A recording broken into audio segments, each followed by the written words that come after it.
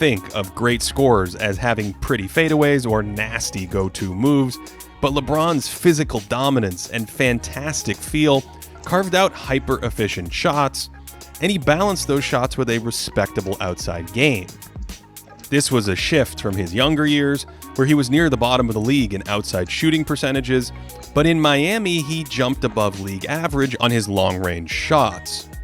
Behind a slightly smoother shooting motion, LeBron was more patient getting into his jumper, and as a result, he made about 42% of his long twos in Miami, a step up from the 39% he made in his final 2 years in Cleveland.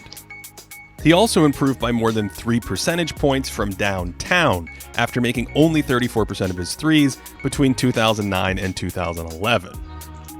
So, during these seasons, LeBron's outside shot rounded out his incredible scoring game, but that was only half of his offensive equation, because his playmaking talents helped take him to another level.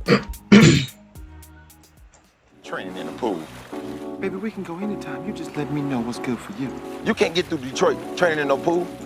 You think Michael trained in the pool? No, I don't think so. And stop looking at my lemonade. Here I come! Cannonball! Because LeBron was so effective driving to the hoop, defenses would counter by packing the paint, forcing him to beat them with his jumper. Dallas did this to some degree in the 2011 finals, not overreacting to him as a shooter, and then loading up on his drives. Tyson Chandler spies James instead of worrying about the weak side, and so two big men are waiting for him in the paint. When the Mavericks clogged these driving lanes like this, they were content with Mario Chalmers or Dwayne Wade beating them with outside shots.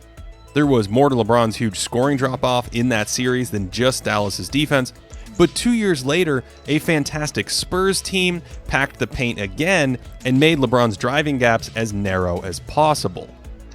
It was common for multiple Spurs players to converge on him in the lane, and this strategy limited LeBron's effectiveness more than any other series between 2012 and 14, although that improved jumper still made it a solid scoring series for James.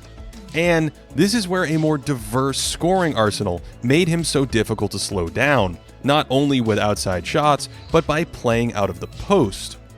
Post play provided a different angle to attack from. Defenses couldn't really load up on any driving lanes in these spots, and because LeBron was such a gifted passer, it made doubling him down there a bit tricky. If teams weren't careful, a double team could create short, easy kickouts to three-point shooters, and a huge part of LeBron's offensive value was unlocking long-range marksmen out on the perimeter. With the Spurs clogging the lane, LeBron sets up a rim finish, but it's really a pass, and crafty deliveries like this gave shooters optimal breathing room. If he didn't throw it early, he had the strength to skip it across the court, where it was a longer recovery for the defense. That's just incredible speed from that position to beat the closeout. James might have been the best skip passer the league had ever seen, swinging it cross-court to his bandmates, and when teams tried to sit in his driving gaps, changing sides like this is a natural counter. Of course, LeBron also manipulated defenders. There's no indication he's passing as he turns the corner here, and the look away prevents this defender from playing the passing lane, and it's a clean shot. He could hit these same passes in transition against a wall of defenders. The velocity on that one buys the shooter more time, and again he uses his drive to disguise a delivery.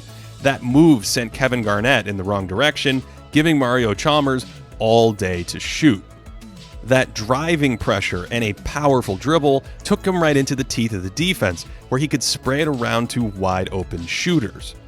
Miami shot 38% from downtown, with LeBron on the court in his final 3 seasons there, surrounding him with better three-point weapons and going to smaller, stretchier lineups. Unfortunately, their second best player, Dwayne Wade, was a poor three-point shooter, which wasn't an ideal fit next to James. Wade was coming off one of the great peaks in league history himself, and in many ways was functionally similar to LeBron. He was a dangerous finisher and difficult to keep out of the lane, and he could spearhead an entire offense with a pick-and-roll game